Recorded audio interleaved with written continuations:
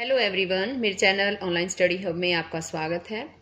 जैसा कि विभाग के बार बार आदेश आ रहे हैं कि सभी टीचर्स को पाठ योजना तैयार करनी है, यानी लेसन प्लान बनाना है और उसके अकॉर्डिंग ही क्लास में टीच करना है।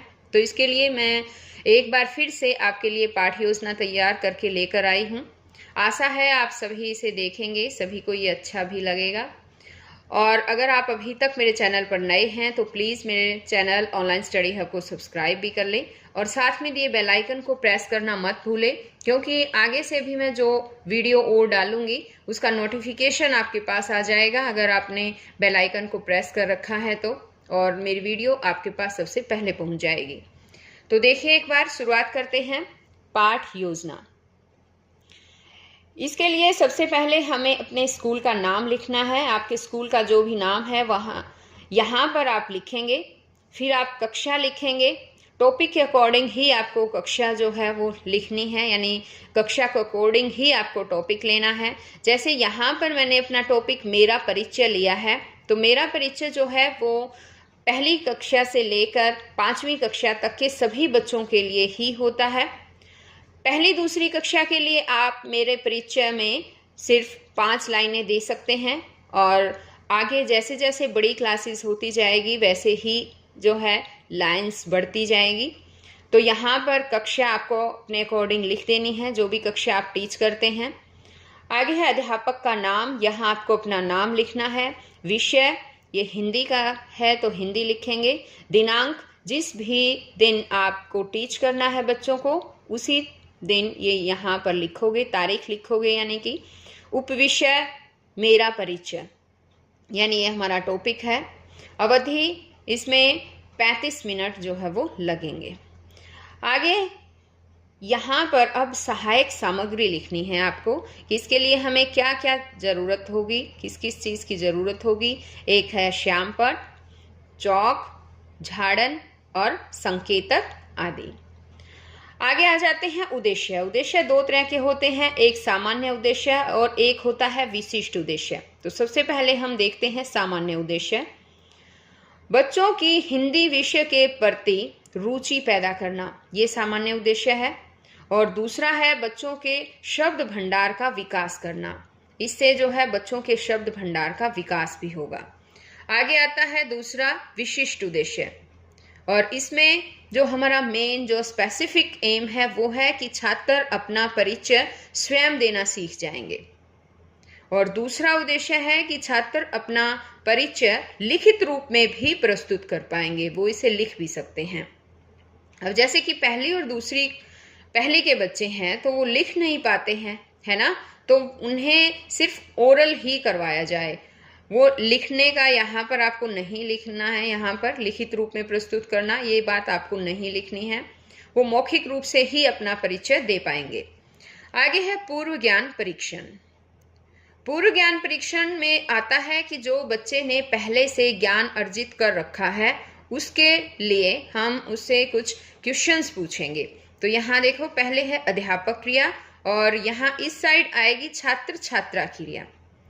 अध्यापक क्रिया में अध्यापक जो है वो बच्चों से पूछेंगे आपका क्या नाम है, और बच्चे जो है अपना नाम बता देंगे। आपके क्लास में जो भी बच्चे हैं उसके अकॉर्डिंग आप यहाँ पर नाम लिख लीजिए। अब आगे है बच्चों आपके घर में कौन कौन रहता है, ये क्वेश्चन पूछेंगे। तो बच्चे आसानी से बता देते हैं कि जी मेरे घर में मेरी मम्मी पापा दादा दादी भाई बहन चाचा ताऊ, जो भी उनके घर में रहते हैं वो आसानी से इस सवाल का जवाब जो है वो दे सकते हैं। आगे है अपना परिचय दें, अध्यापक पूछेगा तो तब बच्चे एकदम से मौन हो जाएंगे। ये बच्चों के लिए समस्यात्मक प्रश्न होगा क्योंकि उन्हें नहीं पता कि परिचय क्या होता है। अब आगे आती है उपविषय की घोषणा। उपविषय में हमें अपने टॉपिक की घोषणा करनी होती है, जो टॉपिक हमें कराना है। जैसे कि हम लिखेंगे, बोलेंगे बच्चों आज हम अपना परिचय देना सीखेंगे। अब इसी तरह से आगे आ जाता है प्रस्तुतिकरण। ये जो है वो मेन है यहाँ पर हमारा, यानी कि प्रेजेंटेशन, हमें कैसे प्रेजेंट करना है बच्चों के आगे। तो इसके लिए हमने यहाँ पर 4 कॉलम बना रखे हैं। पहला है मुख्य बिंदु, दूसरे में है अध्यापक क्रिया, तीसरे में छात्र क्रिया, और यहाँ पर आ जाता है लास्ट में शामपट क्रिया, यानी शामपट पर जो भी हमें ब्लैक बोर्ड पर लिखना है वो सब यहाँ पर आएगा। अब मुख्य बिंदु में है जैसे मेरा परिचय, जो टॉपिक होगा हमारा वही आ जाएगा। अध्यापक क्रिया में अध्यापक के द्वारा जो भी काम करवाया जाता है वो यहाँ पर जो बोलेंगे अध्यापक वो यहाँ पर आ जाएगा। अब जैसे कि है मेरा नाम डैश है, तो यहाँ पर अध्यापक जो है वो बच्चों को साथ ही साथ ब्लैक बोर्ड पर लिखवा भी रहे हैं, लिखेंगे मेरा परिचय, और बच्चे जो है वो ध्यानपूर्वक सुनेंगे। अब यहाँ कहा है कि मेरा नाम डैश है, तो यहाँ पर बच्चों से कहेंगे कि अपना अपना नाम लिखना है बच्चों आपको। ब्लैक बोर्ड पर जो है यहाँ पर इसी तरह से डैश लगाकर छोड़ देना है, क्योंकि जो बच्चे का नाम होगा वही अपना नाम खुद लिखेंगे यहाँ पर बच्चे। आगे मैं डैश कक्षा में पढ़ती हूँ, जो भी बच्चे की कक्षा है वो यहाँ पर बच्चों को लिखनी है। आगे जैसे है मैं राजकीय प्राथमिक पाठशाला डारपुर में पढ़ती हूँ, तो यहाँ पर है ना आपको अपने स्कूल का नाम बच्चों से कहना है कि आपको अपने स्कूल का नाम लिखना है। आगे मैं 9 साल की हूँ, मैं सुबह जल्दी उठती हूँ, मेरे पिताजी एक किसान है, मेरी माताजी गृहिणी है, मेरा एक भाई है, मुझे किताबें पढ़ना अच्छा लगता है, मैं अपने माता पिता व भाई से प्यार करती हूँ। तो यहाँ पर जो है साथ साथ अध्यापक बोलेंगे और साथ साथ ब्लैक बोर्ड पर भी लिखते रहेंगे और सभी बच्चे अपनी कॉपी में लिखेंगे। अध्यापक बोलते हुए इसे शामपट पर भी लिखेंगे, तो यहाँ शामपट पर भी जो है अध्यापक को ये सब लिखना है। ये मेरा परिचय लिखने के बाद आ जाती है पुनरावृत्ति। पुनरावृत्ति में यानी कि दोहराई कराने के लिए बच्चों से अध्यापक पूछ सकते हैं कि बच्चों आज हमने मेरा परिचय लिखना और बोलना सीखा, अब आप सभी 2-3 लाइनें अपने बारे में मुझे सुनाएंगे। जो भी अध्यापक ने ऊपर मेरा परिचय लिखवाया है सभी अध्यापक जानते ही हैं कि एकदम से 10 लाइनें कोई भी बच्चे बोल नहीं सकते, इसीलिए सभी यही प्रयत्न करें कि बच्चे कम से कम 2-3-4 लाइनें जरूर सुना पाएं। एकदम से पूरा नहीं सुना पाएंगे तो उन पर ज़्यादा जोर डालने की भी ज़रूरत नहीं है, इसे बच्चे भी पजल हो जाते हैं। अब आगे आ जाता है मूल्यांकन।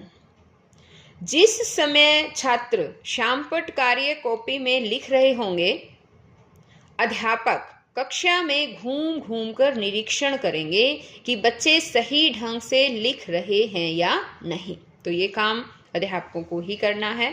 आगे आ जाता है गृह कार्य। गृह कार्य में हम इन्हें दे सकते हैं कि मेरा परिचय अपनी कॉपी में लिखकर याद करें, या फिर जैसे पहली और दूसरी क्लास के बच्चे हैं तो वो कॉपी में नहीं लिख सकते हैं, पहले के तो मोस्टली लिख नहीं पाएंगे बच्चे, तो ऐसे भी कह सकते हैं कि मेरा परिचय जो है वो आप घर से याद करके लेकर आए, 3 लाइनें 4 लाइनें 5 लाइनें जितना भी संभव हो उसके। तो इस तरह से गृह कार्य आप बच्चों को दे सकते हैं। तो ये था लेसन प्लान। तो हम फिर मिलेंगे नए लेसन प्लान में, तब तक के लिए बाय।